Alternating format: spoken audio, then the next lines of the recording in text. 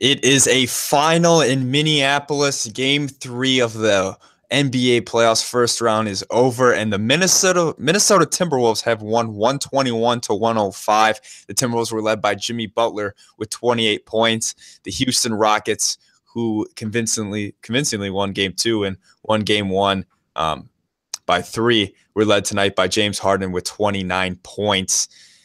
Jack, Minnesota, surprising a lot of people, got the win in Game 3, held serve at home. If they can hold Game 4, who knows what will happen? What did they do tonight that impressed you the most in order for them to get the win in Game 3? There are some reasons to be optimistic that this is sustainable and that they can carry it over for the rest of the series. The main thing has to do with Karl Anthony Towns.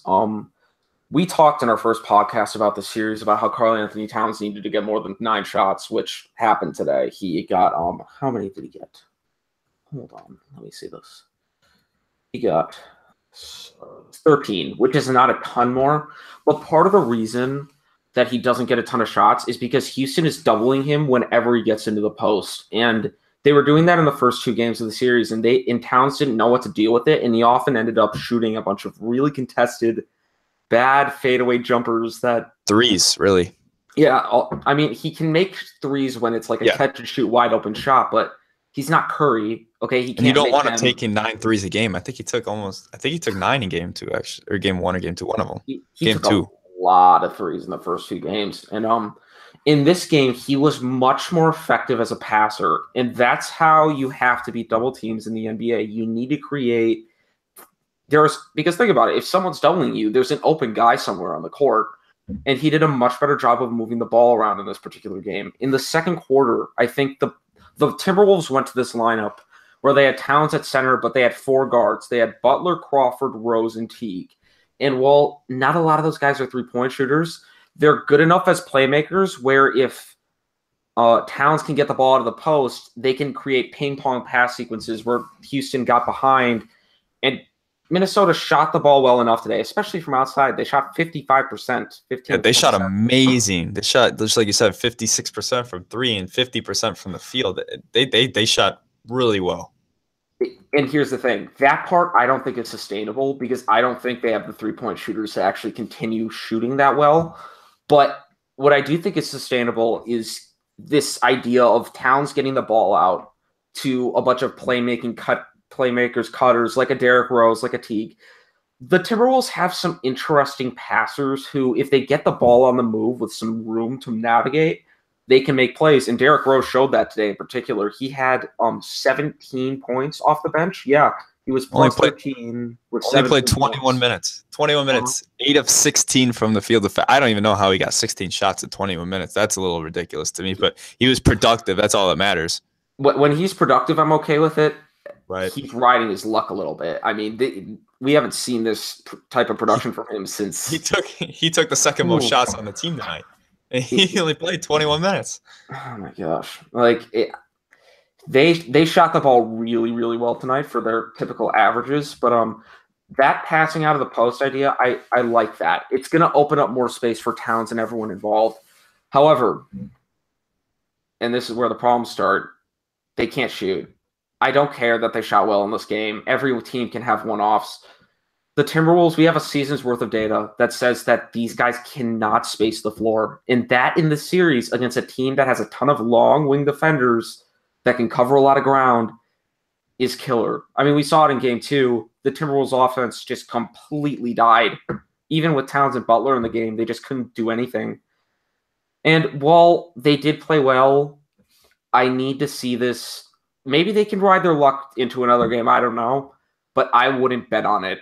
Especially like 55% from 3 from these guys is crazy. What's even crazier, though, the Rockets haven't gotten going this series. And maybe that has ramifications for later rounds. But in this series in particular, I think they'll be able to get out alive even if they play this, what I would call poorly. They're still playing okay. But again, Eric Gordon, 5 for 16, 3 for 9 from 3. He has not had one good game this series. Chris Paul, 7 of 11, 17 points. That's efficient, but we're talking about the second best player on the league's best offense. You would expect a little more production there. The Rockets, in my opinion, this game, one of the reasons I don't want to talk about this game that much is because basically the Rockets just didn't shoot well. If the Rockets shoot better, this is a closer game. If they don't, they don't. And that's how they've constructed their team. If they don't hit threes, they'll lose. If they hit threes, they'll win. They hit threes more often than they don't. Yeah, it's really good to see, going back to the Timberwolves track, Karl Anthony Towns finally, game 3, finally got it going. He only shot 2 threes tonight. That's what I'm looking for most. He shot 5 of 13 from the field. I understand that's not really that great for a big man. It should be a higher percentage, but at least he's not taking as many threes. He's not settling. He's getting to the rim. He got to the line. He took 7 free throws, hit them all. He actually took the most free throws on the Timberwolves tonight. He had 18 points, and most importantly, he had 16 boards. He was getting it done offensively and defensively. 13 rebounds, and 3 of them, 3 offensive rebounds on top of that, with 2 blocks. I mean, he really had an all-around good game today, not just scoring the ball, but also on the defensive end. And this is what we need to see from Karl Anthony Towns game in, game out, if they want any chance of making this historic upset on the Houston Rockets. And like you just said, for Houston, they have not played that well this series. Game 1, they won by 3, as I mentioned earlier. James Harden put up how many that game? 44? Yeah, he played fantastic in that game. At 44, and they won by 3 points. Game 2, somehow, I still not really sure how they blew him out with James Harden only scoring, what do you have, 13 or something that game? It wasn't a lot. It was not a lot. Their defense really stepped up in that game, though. Which is right. Yeah. Which is important. And tonight,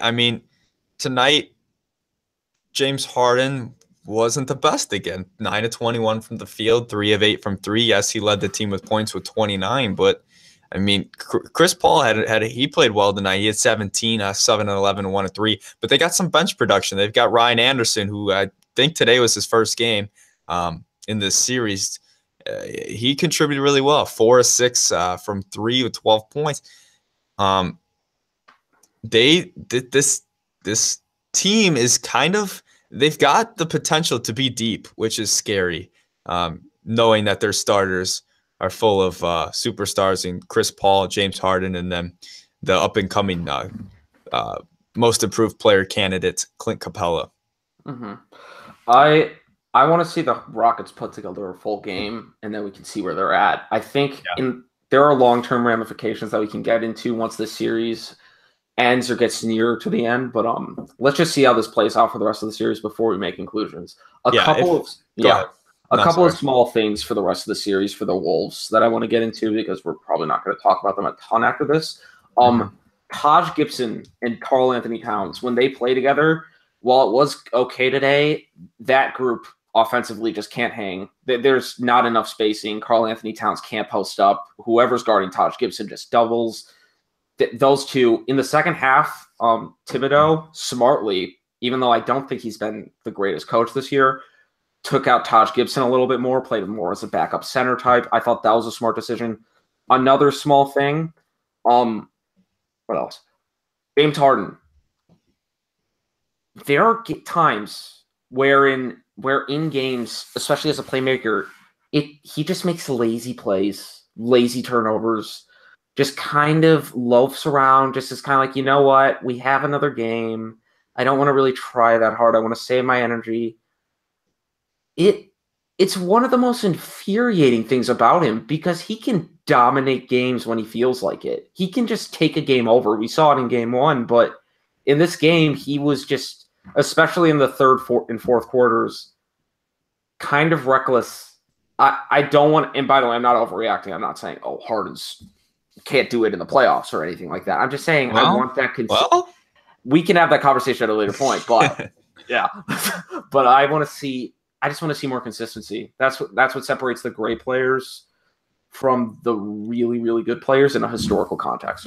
Yeah, I agree with you there. But if you're a Rockets fan and you're a little nervous now that they lost game 3, you just relax. I mean, it's one game.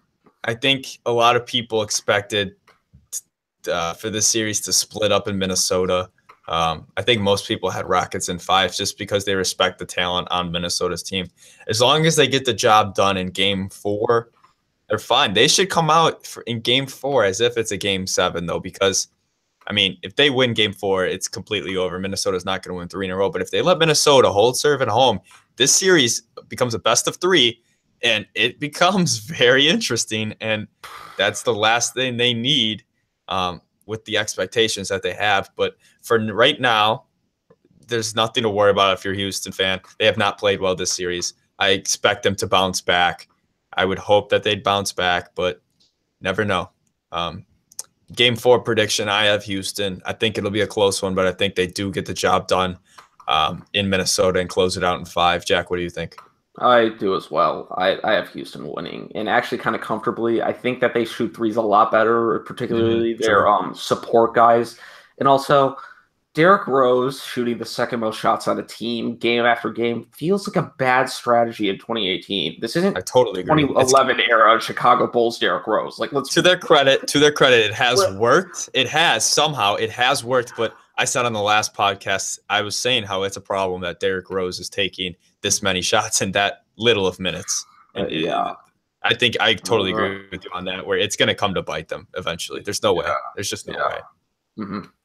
All right, so we both have Houston going and winning game 4. That will take place on Monday night, I believe. Yeah, Monday night. Go check out our last podcast on our post-game reactions of the 4 games that we had today. And then tomorrow, we will also have them for the post-games of the great slate tomorrow. Like, subscribe, and comment on YouTube, please. We'd really appreciate it. We're just starting out, and we'd love the feedback from you guys and the support and the criticism that you have. And go follow us on Twitter at Beyond Debatable. We'll be tweeting tomorrow about the games as they come, and that's where you'll get all of our thoughts when we're not on the podcast. He, on the other side of the camera, is Jack the Statman Cudahy, and I'm Michael Rachel, and you've been watching Beyond Debatable.